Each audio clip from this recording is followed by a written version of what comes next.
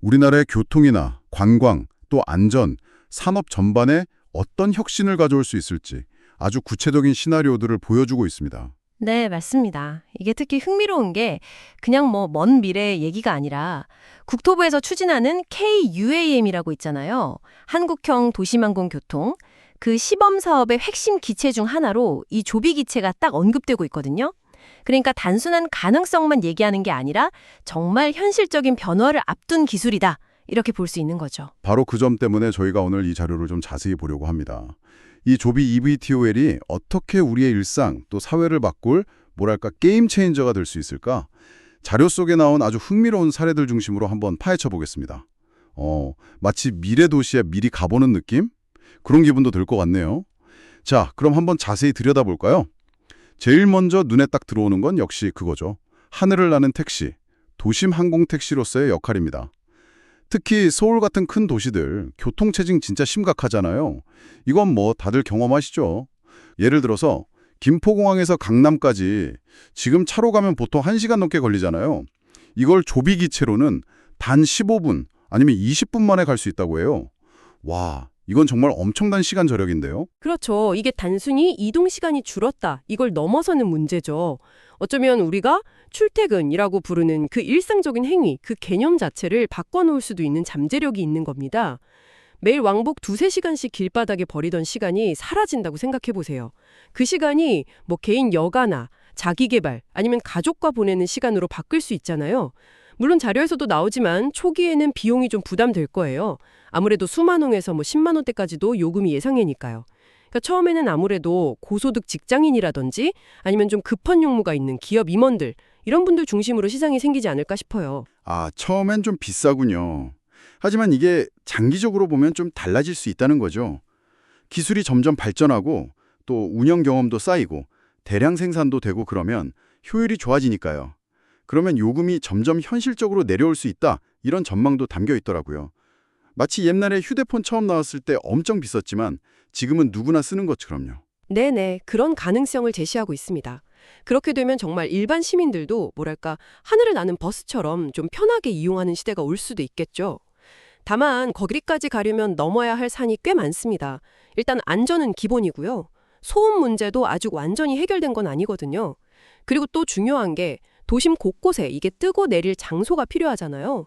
버티포트라고 부르는데 아, 버티포트요? 네, EVTOL 전용 수직 이착륙장인데 이걸 짓고 운영하는 문제도 해결해야 하죠. 이 버티포트 네트워크를 얼마나 잘 까느냐가 이 서비스 성공에 아주 중요한 열쇠가 될 겁니다. KTX가 아무리 빨라도 역까지 가기 불편하면 좀 그렇잖아요. 이것도 마찬가지겠죠. 그렇겠네요. 그 버티포트라는 게 그럼 뭐 건물 옥상 같은 데 만들 수도 있고 아니면 기존의 버스 터미널이나 기차역 같은 데 붙여서 만들 수도 있겠군요. 이게 잘 갖춰지기만 한다면 서울 시내뿐만 아니라 예를 들어 인천공항에서 판교나 수원 같은 주요 업무지구 가는 거요?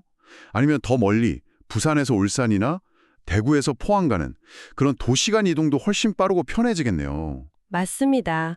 KTX나 자가용이랑 비교했을 때 어쩌면 환승 시간까지 다 고려하면 총 걸리는 시간은 이게 더 짧을 수도 있어요. 아, 그럴 수도 있겠네요. 네. 특히 기업 입장에서는 이 시간 절약이 바로 비용 절감이고 생산성 향상이니까요. 그래서 초기 수요는 분명히 있을 거라고 봅니다. 하지만 이게 정말 대중교통처럼 되려면 결국은 말씀하신 대로 규모의 경제를 이뤄서 요금을 낮추는 게 필수적이겠죠. 자료에서도 이 점을 짚으면서 뭐 장기적으로는 기존 택시나 철도하고도 경쟁할 만한 수준까지 비용이 내려갈 수 있다. 이렇게 좀 낙관적으로 보긴 하는데요. 이건 뭐 기술 발전 속도나 정부 지원, 또 사람들이 얼마나 받아들일지 여러 가지 변수가 많아서 좀 지켜봐야 할 문제입니다. 네, 역시 비용이랑 인프라 문제가 중요한 과제군요. 잘 알겠습니다. 자, 그럼 다음 주제로 넘어가 볼까요? 관광이나 레저 쪽 활용 가능성인데요. 자료에 보면 푸른 바다 위를 싹 날아가는 조비기체의 사진이 있거든요. 이게 굉장히 인상적이었는데 이게 그냥 멋있으라고 찍은 그림이 아니라 실제 가능한 서비스라는 거죠. 예를 들어 제주도 같은 경우에요. 공항 내려서 렌터카 빌리고 그 복잡한 도로 운전해서 서귀포나 성산일초봉 가려면 시간 꽤 걸리잖아요. 근데 이걸 EVT 타고 한 10분, 15분 만에 슝 도착한다면 와, 이건 여행 경험 자체가 완전히 달라질 것 같은데요? 환경 부담도 줄이고요. 맞습니다. 이게 단순히 이동 시간을 줄인다, 이걸 넘어서는 거죠. 이동 자체를 하나의 관광 상품으로 만드는 새로운 접근 방식인 겁니다. 자료에서 예로 든 것처럼 부산 해운대에서 태종대까지 해안을 따라 비행한다거나 여수 오동도에서 돌산도까지 날아가는 코스 같은 거예요. 이건 뭐 하늘에서 내려다보는 그 풍경 자체가 핵심적인 경험이 되는 거죠. 경험 경제라는 말이 딱 들어맞는 사례라고 할 수 있습니다. 그러니까 승객은 그냥 목적지까지 빨리 가는 게 아니라 그 비행하는 과정에서 뭔가 특별한 감동이나 추억을 얻게 되는 거죠. 이게 기존 교통수단하고는 확실히 다른 UAM만이 줄 수 있는 독특한 가치라고 생각합니다. 그렇게 본다면 고급 호텔이나 좀 프라이빗한 리조트 같은 곳이랑 연계해서요. 프라이빗 스카이 투어 같은 거 있잖아요. 그런 럭셔리 관광 상품 만드는 것도 충분히 가능성이 있겠네요. 기존의 헬리콥터 투어도 있긴 했지만 조이비 같은 전기 비행기는 훨씬 조용하고 또 탄소 배출도 없으니까 친환경적이잖아요. 이 조용하고 쾌적하게 하늘 여행한다는 경험 자체가 프리미엄 시장에서는 꽤 매력적일 것 같아요. 네, 중요한 포인트입니다. 그리고 더 중요한 건 이런 새로운 형태의 관광이 그냥 뭐 항공 관련 기업들만 돈 버는 데서 그치는 게 아니라 그 지역 전체에 관광 생태계에 좋은 영향을 줄 수 있다는 점이에요. 접근성이 좋아지면 예전에는 가기 힘들어서 잘 몰랐던 숨겨진 명소 같은 곳들이 새롭게 떠오를 수도 있고요. 또 관광객들이 더 오래 머물게 되면서 숙박이나 식음료, 쇼핑 같은 관련 산업 전반에 걸쳐서 경제적인 파급 효과를 기대해 볼 수 있습니다. UAM이 지역 경제를 살리는 새로운 동력이 될 수도 있다는 분석이죠. 아, 그렇군요. 물론 뭐 말씀하신 것처럼 이게 또 너무 막 개발하다 보면 환경 문제가 생길 수도 있고 특정 지역에만 사람이 몰리는 그런 부작용도 있을 수 있으니까 그런 고민도 같이 해야겠죠. 네, 균형이 중요하겠네요. 자, 이제 편리함과 즐거움을 넘어서 우리의 안전을 지키는 역할에 대해서도 좀 얘기해봐야 할 것 같습니다. 자료에서는 이 조비기체가 공공안전이나 재난 대응 시스템에도 기여할 수 있다는 점을 꽤 강조하고 있거든요. 특히 강원도나 경북 북부처럼 산이 많은 지역들 있잖아요. 이런 데서 산불이나 산사태 났을 때 초기에 빨리 대응하는 거, 그 골든타임이 얼마나 중요한지는 뭐 저희가 여러 번 경험했죠. 바로 그 지점입니다. 조비 기체는 헬리콥터처럼 수직으로 뜨고 내릴 수 있으면서도 기체가 상대적으로 작고 또 민첩해요. 그래서 좁고 험한 산악 지형에도 좀 더 빨리 접근할 수 있다는 장점이 있습니다. 자료에 따르면 예를 들어 산불이 딱 났을 때 그 초기 단계에서 신속하게 가서 상황 파악하고 뭐 소규모 진화 장비나 인력을 투입하는 데 활용될 수 있다는 거죠.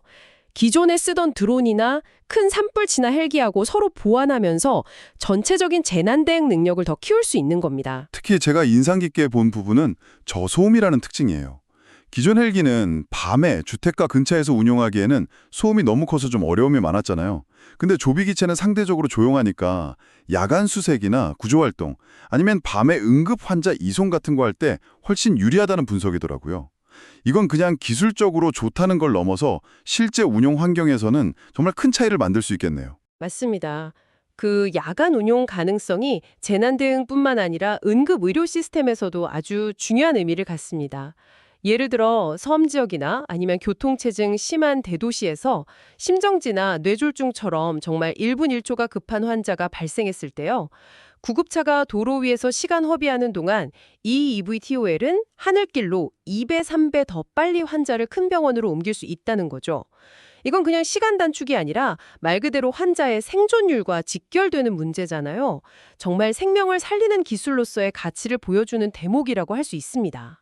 아, 그렇군요. 그리고 또 지진이나 홍수 같은 큰 재난이 나서 도로가 다 끊겨버린 그런 고립된 지역에요. 구호품이나 의료진, 구조 인력을 보내는데도 아주 결정적인 역할을 할 수 있겠네요. 그리고 기존 헬기에 비해서 운용 비용이 상대적으로 싸다는 점도 중요한 것 같아요. 예산이 넉넉하지 않은 지방자치단체나 소방본부 입장에서는 비싼 헬기 대신에 이 EVTOL 도입을 좀 더 현실적으로 생각해 볼 수 있는 근거가 되지 않을까요? 공공서비스의 효율성이나 형평성을 높이는 데도 도움이 될 것 같고요. 네, 그 비용 효율성이라는 게 공공부문뿐 아니라 산업 현장에서도 UAM 도입을 좀 앞당길 수 있는 중요한 요인이 될 겁니다. 예를 들어 울산이나 포항, 광양 같은 큰 산업단지들 있잖아요. 거기서는 공장하고 공장 사이 아니면 공장이랑 항만 사이에 긴급하게 부품이나 설비, 서류 같은 걸 옮겨야 할 때가 꽤 많거든요. 이때 도로교통 상황에 상관없이 이 EVTOL을 이용해서 빨리 물류를 처리하면 생산 라인이 멈추는 걸 막거나 최소화해서 큰 경제적 손실을 막을 수 있죠. 단순히 그런 긴급 물류뿐만 아니라 섬하고 육지를 잇는 정기적인 교통망 역할도 기대가 되는군요. 자료에서 인천 백령도나 통영 욕지도 같은 노선을 예로 들던데요. 이건 정말 섬 주민들의 오랜 수건이었던 이동권 개선의 획기적인 계기가 될 수 있겠어요. 배편에만 의존해야 했던 불편함에서 벗어나서 육지랑 교류가 활발해지면 교육이나 의료, 문화 같은 삶의 질 전반이 훨씬 좋아질 수 있겠죠. 그렇죠. 그리고 이게 더 나아가서는 새로운 관광 수요를 만들어낼 수도 있습니다. 가게가 편해지면 그동안 잘 알려지지 않았던 섬들의 매력이 더 부각되면서 새로운 관광객들을 끌어들일 수 있고요. 이게 또 지역 경제에 새로운 활력을 불어넣는 선순환 구조를 만들 수 있는 거죠. 섬 지역의 고질적인 문제였던 인구 감소나 경제 침체를 극복하는 데도 이 UAM이 중요한 역할을 할 수 있다. 이런 전망입니다. 태풍이나 폭설 같은 자연재해 때문에 도로, 철도 같은 땅 위의 교통망이 다 마비됐을 때요. 그때 이 하늘길을 이용하는 UAM이 긴급 대체 교통수단 역할을 할 수 있다는 점도 좀 주목할 만한 것 같아요. 국가적인 위기 상황에서도 꼭 필요한 인력이나 물자 이동을 가능하게 해서 국가 재난대응 시스템의 안정성을 한층 더 높이는 데 기여할 수 있겠네요. 네, 여기서 중요한 점은 국토부에서도 강조하는 부분인데 이런 UAM 서비스를 전국에 다 똑같이 까는 게 아니라 각 지역의 고유한 특성이나 필요에 맞게 맞춤형으로 개발해야 한다는 겁니다.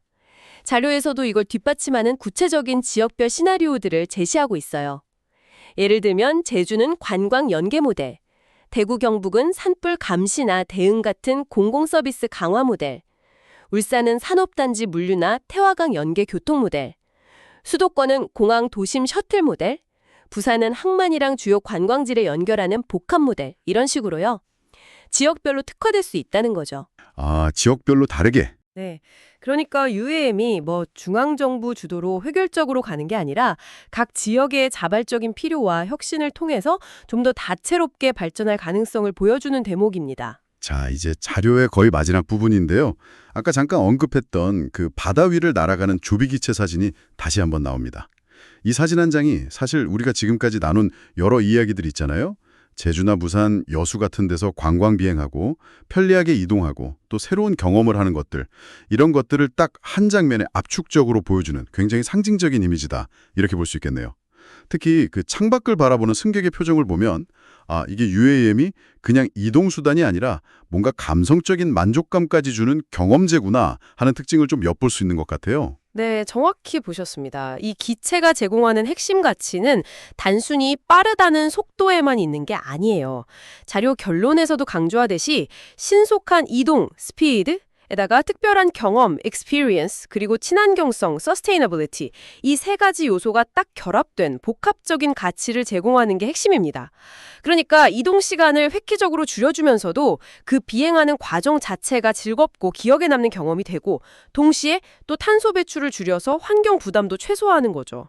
그야말로 다가올 미래에 꼭 필요한 모빌리티의 조건을 두루 갖췄다 이렇게 평가할 수 있겠습니다. 오늘 쭉 이야기를 나눠보니까 이 조비 EVTOL이라는 기술이요. 단순히 도시교통 문제 해결하는 하나의 방안, 이걸 넘어서서 정말 우리 관광 문화를 바꾸고 재난으로부터 우리를 더 안전하게 지켜주고 또 산업 효율성도 높이고 좀 소외됐던 지역의 연결성도 강화하는 등등 사회 전반에 걸쳐서 아주 광범위한 혁신을 일으킬 수 있는 강력한 잠재력을 가진 그런 차세대 플랫폼이다. 이렇게 정리할 수 있겠네요. 그렇습니다. 교통이라는 개념 자체를 예전에는 그냥 시간 절약이라는 단편적인 차원에서 봤다면 이제는 경험의 확장, 안전의 강화, 환경과의 조화 같은 좀 더 다차원적인 가치로 넓히는 그런 촉매제의 역할을 할 것으로 기대됩니다.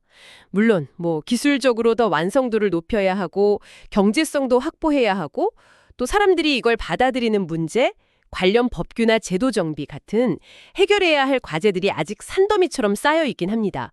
하지만 이 자료는 UAM이 열어갈 미래 사회의 긍정적인 청사진을 상당히 설득력 있게 보여주고 있다고 생각합니다. 네, 오늘 저희는 조비 EVTOL, 다양한 분야에서의 미래 모빌리티 보고서 발췌본을 통해서요. 하늘을 나는 자동차가 가져올 정말 놀라운 변화의 가능성들을 여러 각도에서 살펴봤습니다. 출퇴근 풍경이 바뀌는 것부터 시작해서 새로운 관광 경험의 탄생, 더 빠르고 효과적인 재난 대응, 그리고 지역 맞춤형 교통혁신까지. 정말 많은 기대를 갖게 하는 그런 시간이었습니다. 네, 저도 그렇습니다. 기술 발전이 정말 우리의 상상을 현실로 만드는 속도가 점점 더 빨라지고 있구나 하는 걸 실감하게 되네요. 물론 이 모든 가능성이 순조롭게 현실이 되려면 기술 개발 노력과 함께 사회 전체의 공감대 형성이나 제도적인 뒷받침이 꼭 필요하겠죠? 하지만 오늘 살펴본 내용들은 이 UAM이 단순한 이동수단을 넘어서 우리 사회의 운영 시스템이나 또 우리 개개인의 라이프 스타일까지도 변화시킬 수 있는 굉장히 중요한 변곡점이 될 수 있음을 시사하는 것 같습니다. 자, 그럼 오늘 저희의 탐색을 마무리하면서요. 청취자 여러분께 마지막으로 이런 질문을 한번 던져보고 싶습니다. 만약 오늘 저희가 이야기 나눈 이런 EVTOL 같은 하늘을 나는 이동수단이 정말 우리 일상의 일부가 된다면요. 우리가 지금 도시라고 부르는 공간의 모습, 또 우리가 활동하는 생활 반경이라는 개념, 그리고 더 나아가서 멀다와 가깝다를 느끼는 그 거리에 대한 우리의 감각 자체는 과연 어떻게 재편될까요? 한 번쯤 상상해 보시는 건 어떨까요? 오늘 저희가 준비한 이야기는 여기까지입니다. 다음에도 여러분의 지적 호기심을 자극할 흥미로운 자료와 함께 다시 돌아오겠습니다.